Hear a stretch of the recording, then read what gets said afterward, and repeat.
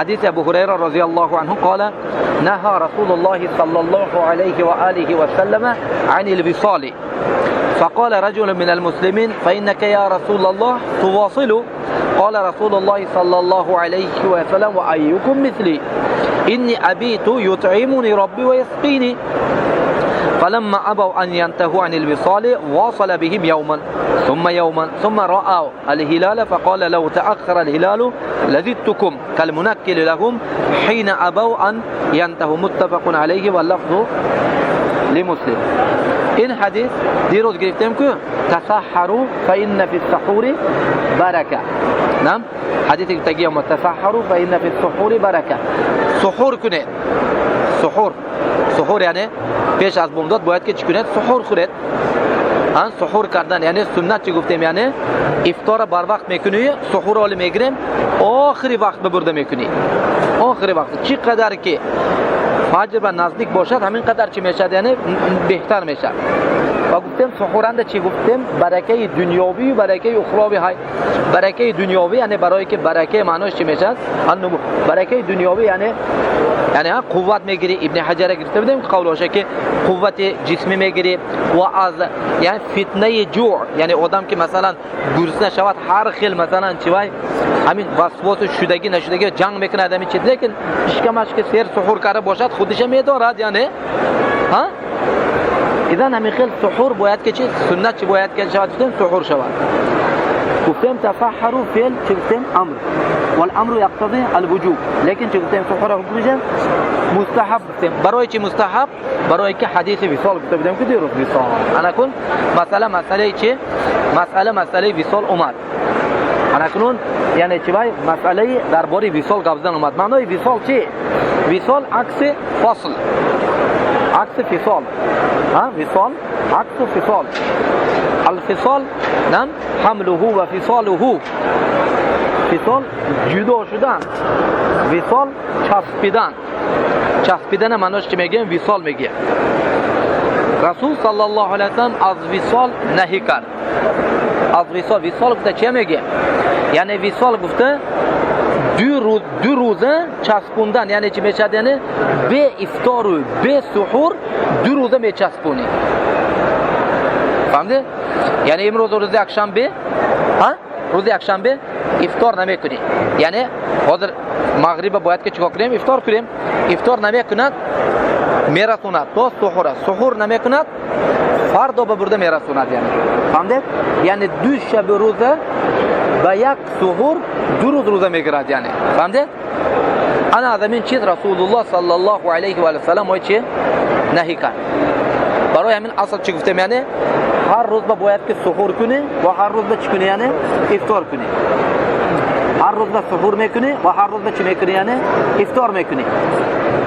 اصل باید که میشود. یعنی از وصال علیه الصلاة و السلام ما چی نهی کرد.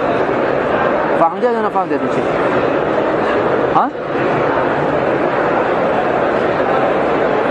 اذن یعنی نام باید که افطار کنی، باید که سحور کنی. و رسول صلی الله علیه و آله از وصال نام یعنی 3 چیز ما چی گفت؟ امر کرد که افطار کنید، افطار بر وقت کنید، سحور دیر کنید و وصال نکنید. این چی دلالت میکند؟ این یعنی شریعت همین چیزی که الله تعالی چه یرید الله بكم اليسر ولا يريد بكم العسر. یعنی الله تعالی آسانی میخواد. چی میکنه؟ خودت عذاب داده 2 روز 3 روز مثلا به سحور و به افطار روزه داشتن که چی خودت عذاب میدی؟ ان هذا الدين يسر فلن يشاد احد دين الا غلبه. نعم یعنی این دین آسانه، دین آسان الحمدلله. چه اینقدر وزن میکنی؟ وقتی که رسول صلی الله علیه و سلم وصال فهمیدن، وصال معناش یعنی 2 روزه به افطار 2 روز روزه داشتن. وقتی که همین کار نکنید گفت رسول صلی الله علیه و سلم، یکی از مسلمان ها، یکی از اصحاب نبی صلی الله علیه و آله و سلم گفت که یا رسول الله انک تواصل، تو وصال میکنی؟ گفت که یا رسول الله تو وصال میکنی؟ یعنی رسول صلی الله علیه و سلم 1 روز 2 روز به سحور و به افطار روزه میدارد. 1 روز 2 روز 3 روز به افطار به سحور یعنی روزه ما مثلا الله اکبر یعنی روزه ما مثلا از ساعت مثلا 4 تا ساعت 7 یعنی 14-15 ساعت یعنی رسول صلی الله علیه و سلم روزش قریب تا چند میرد یعنی تا 72 ساعت میرد فهمیدید 72 ساعت روزه میگیرد علیه الصلاه و السلام همیننده رسول صلی الله علیه و سلم گفت که ایکم مثلی کدوم شماها من با این شده میتونید کی از شماها من با این شده میتونه کی میتونه من با این این ابیتو یطعمون یعنی من شبانه که میشد الله سبحانه و تعالی خالق من رازق من به طعام میتید و من به شراب میتید من به طعام میتید و من به چی میتید شراب میتید من به طعام میتید و من به شراب میتید فهمیدید من به طعام میتید و من به شراب میتید الله اکبر یعنی این چی میشد یعنی این یقین این چیزی چی میشد یعنی ایمان یعنی رسول صلی الله علیه و آله و سلم نعم روزه 2 روز 3 روز به افطار به سحور گرفتنش برای که الله سبحانه و تعالی وای به طعام میتید و وای به چی شراب میتید چخیل یعنی چخیل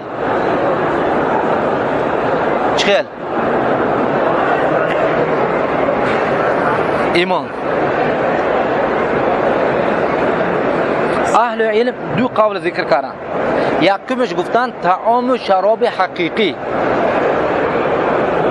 یعنی الله سبحانه و تعالی طعام و شراب میتید شما نمیبینید یعنی رسول صلی الله علیه و سلم آب مینوشد طعام میخورد لیکن شما نمیبینید این چیز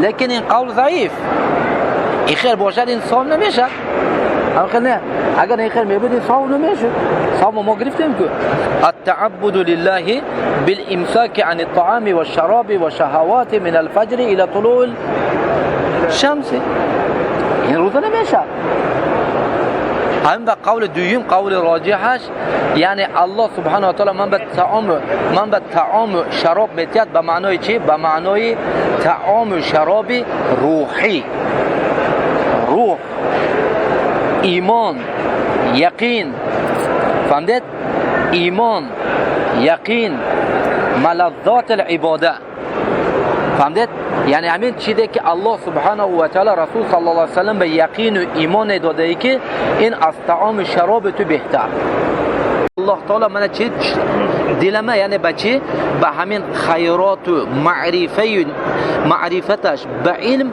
یعنی چی میکنه دل من پر میکنه فهمدید حتی که چی من خوردن و نوشیدن و چی هم حاجتم نیست میگه یعنی فهمدید چیم حاجتم نمیگه نه وقتی که گفتون صحابه ها لیکن چی این شدت نم یعنی متابعهشون پیرویشون گفتن که الا میکنیم گفتن ما هم وصاله یعنی رسول الله صلی الله علیه و سلم به پیروی کردنی و رسول صلی الله علیه و سلم تون چه گفت یعنی گفت که یک روز کنید گفت 2 روز گفت سونه که چه ماه رمضان تمام شد یعنی ماه شوال نمایان شد یعنی گویا که رسول صلی الله علیه و سلم قولش کلمنکل لهم یعنی گویا که چه تعذیب یعنی جزا داد وای ها که این کار دیگه نکنید یعنی هم برای همین وصال شما ها به درست نه یعنی شما میشد همین به یعنی فهمیدید هم به حکم وصال به اهل علم 3 مذهب تقسیم شده حکم وصال نه ما گفتیم که یعنی وصال چی باید که یعنی افطار و سحور شود افطار چی شود یعنی سحور شود همین به اهل علم 3